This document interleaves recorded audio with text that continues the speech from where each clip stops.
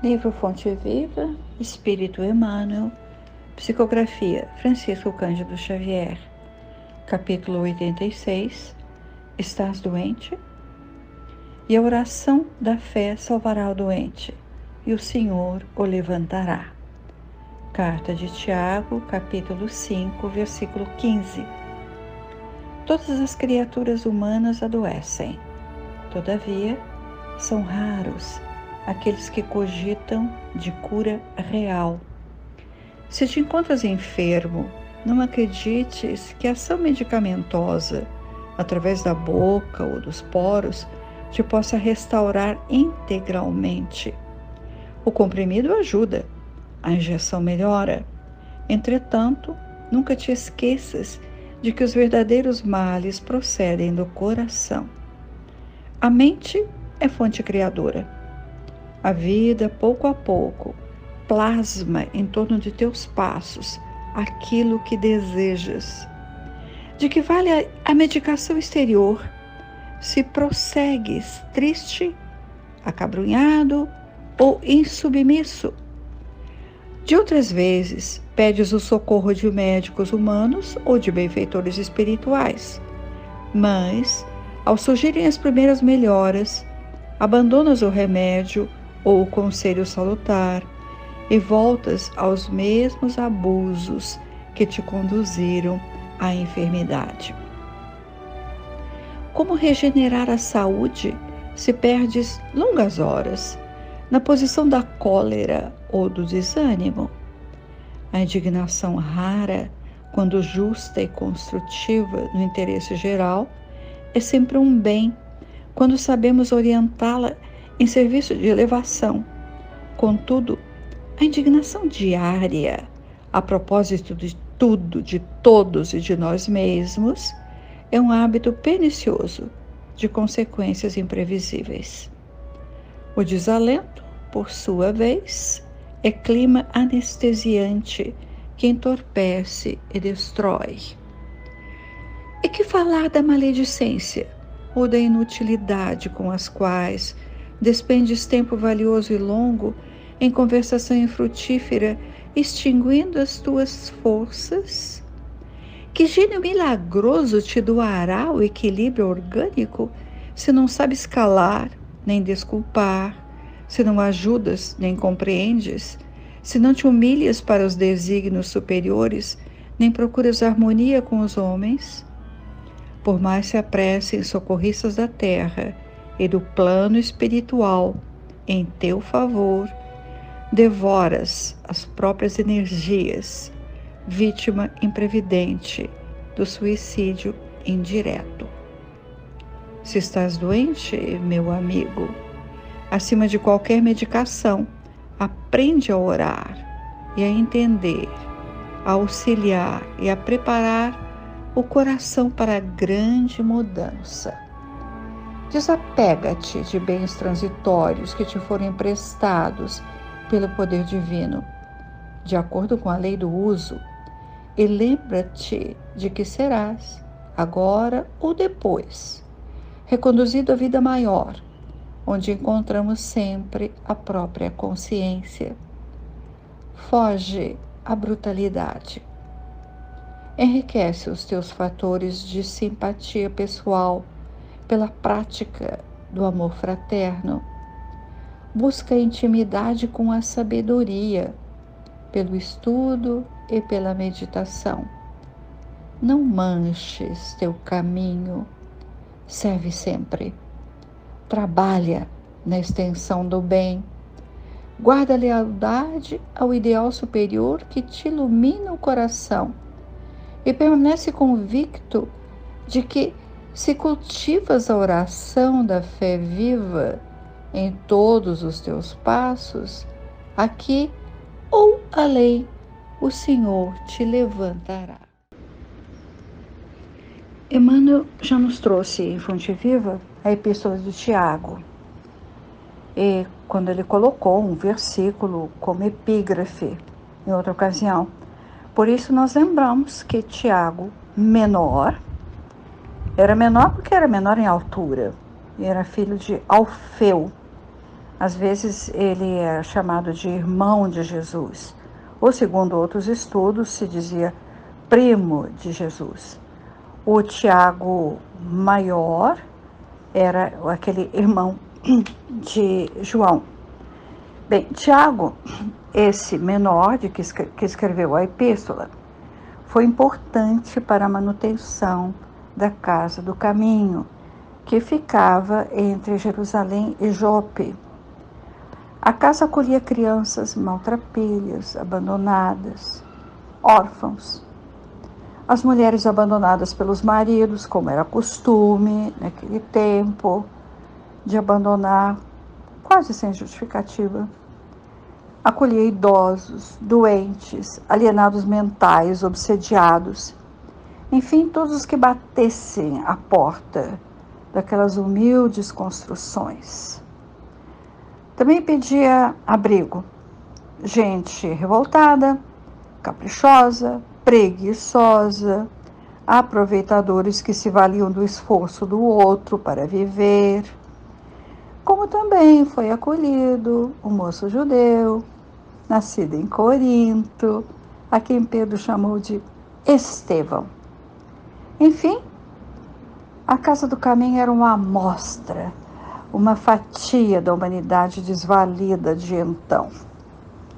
Tiago era severo, controlador, fiel aos princípios hebraicos, aos profetas, mas encontramos em outro ponto dessa epístola palavras dele chamando a atenção de judeus que haviam se deslocado, se afastado de Jerusalém por perseguições aos adeptos do Nazareno.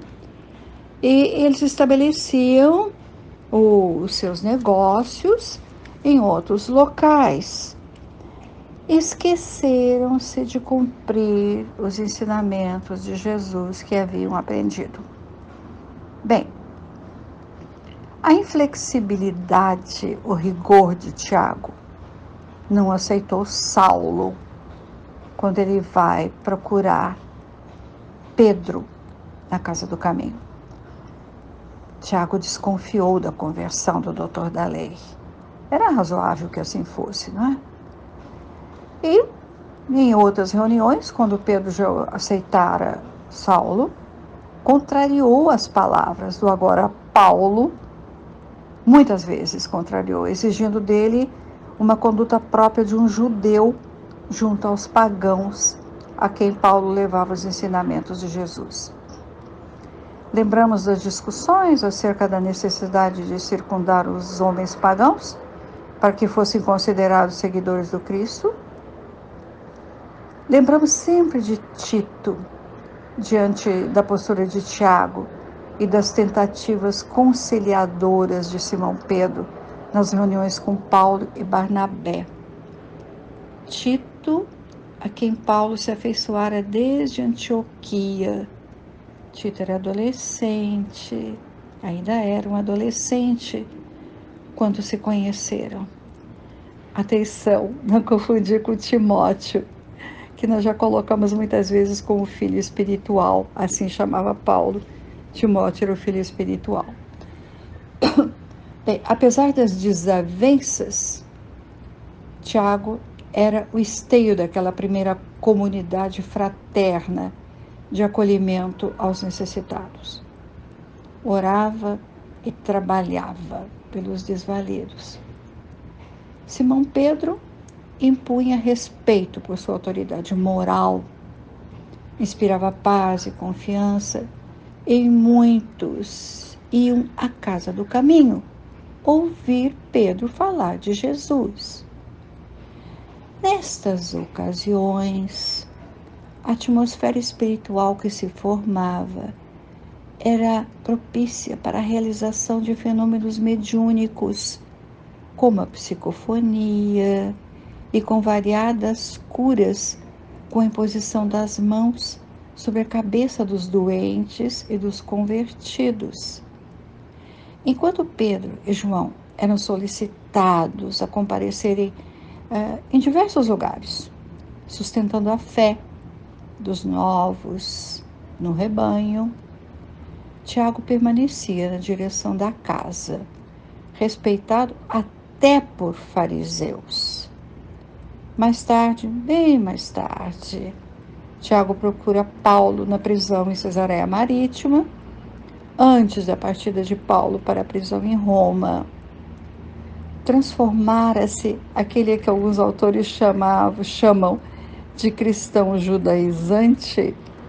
Ele se transformara em um cristão que compreendia que Jesus viera para todos, judeus e não judeus.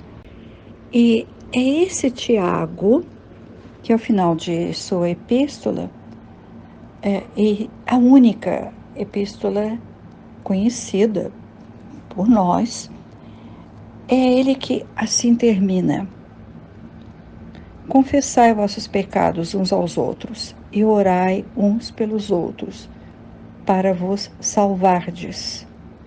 Muito pode a oração do justo. A oração da fé salvará o enfermo e o Senhor o levantará. Como entender hoje, sob as luzes do entendimento que Allan Kardec nos trouxe, como entender a oração da fé salvará o doente e o Senhor o levantará? Tiago era testemunha das curas que Pedro realizava, como fora testemunha dos curados por Jesus, porque, afinal, era discípulo de Jesus. Mas Jesus curou a todos que pediam que os livrassem das enfermidades.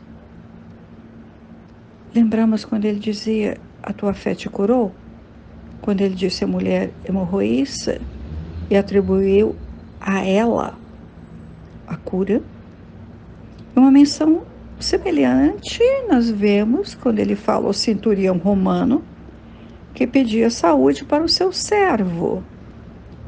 E o centurião diz: manda e ele ficará curado. E o que Jesus responde, ensina.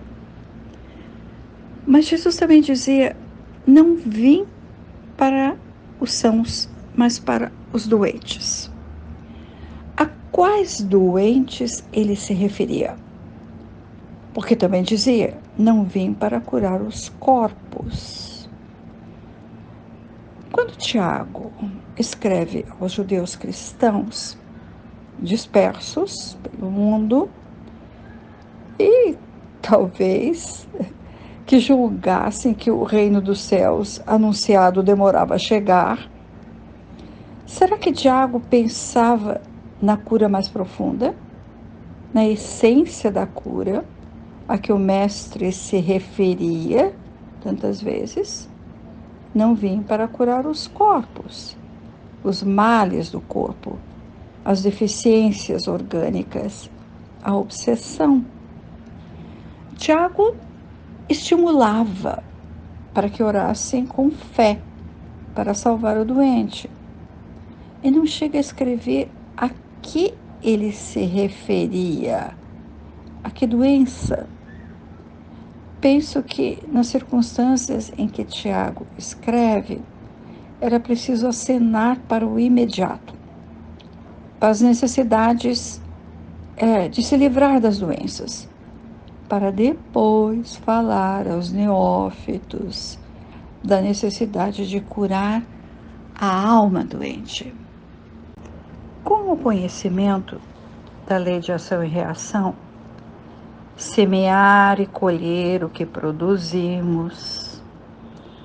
Quando agora compreendemos que a doença física é necessária ao nosso aprendizado, é cura dos males que cultivamos antes ou agora, e que continuamos a enfermar se não curarmos a gênese, a fonte interna da doença, fonte quase sempre desconhecida para nós, pelo esquecimento pleno em misericórdia que o Senhor nos concede. Misericórdia sem privilégios. pobres ou ricos, bons ou maus. Eu ouvi outro dia o Haroldo Dutra Dias, numa palestra, dizer, quem sabe para amenizar um pouco a seriedade do tema que ele abordava, disse mais ou menos assim: os missionários não têm imunidade à dor como os parlamentares. Também tem AVC, enterram os filhos. E eu lembrei de Chico com as doenças, Dr. Bezerra, que viu morrer os filhos e também esteve doente tanto tempo. Então, se os missionários se elevam espiritualmente, adoecendo, sofrendo as dores com paciência, o nosso caminho no aprender é muito mais longo. Emmanuel, no título, faz uma pergunta: estás doente? E nos ensina exemplificando que nosso corpo reage aos bons sentimentos e às boas vibrações, e que medicamentos não restauram a nossa saúde integralmente. Que comprimido e injeção ajudam. Mas como os verdadeiros males procedem do coração, o comprimido só ameniza os males. Então, vem com Emmanuel a receita da cura real. Cultivar a mente saudável. A mente é a fonte criadora, diz ele. Longe das emoções de desânimo ou de cólera, da maledicência, da perda de tempo em conversação infrutífera. Tudo consome energia preciosa e favorecendo o nosso desequilíbrio orgânico. Nem mesmo os socorristas do plano espiritual podem agir, beneficiar aquele que devora as próprias forças. Então, Emmanuel delineia a preparação para a grande mudança. Entendemos, que ele quer se referir ao finalizar o tempo aqui na Terra, a grande mudança. Usar a medicação, mas aprender a orar, a desapegar-se de bens transitórios, a fugir da brutalidade, a praticar o amor fraterno, o trabalho, a estudar, a meditar, a cultivar a oração da fé viva, aqui ou além, porque levamos a doença conosco, perispiritualmente. Bem, pretendi ainda comentar o capítulo 25, A Cura Real, do livro Luz do Mundo, de Amália Rodrigues, Edivaldo. Essa narrativa sempre me foi inspiradora, mas como já alcançamos o tempo proposto para o nosso estudo, quem puder, leia e reflita sobre esse tema cura real.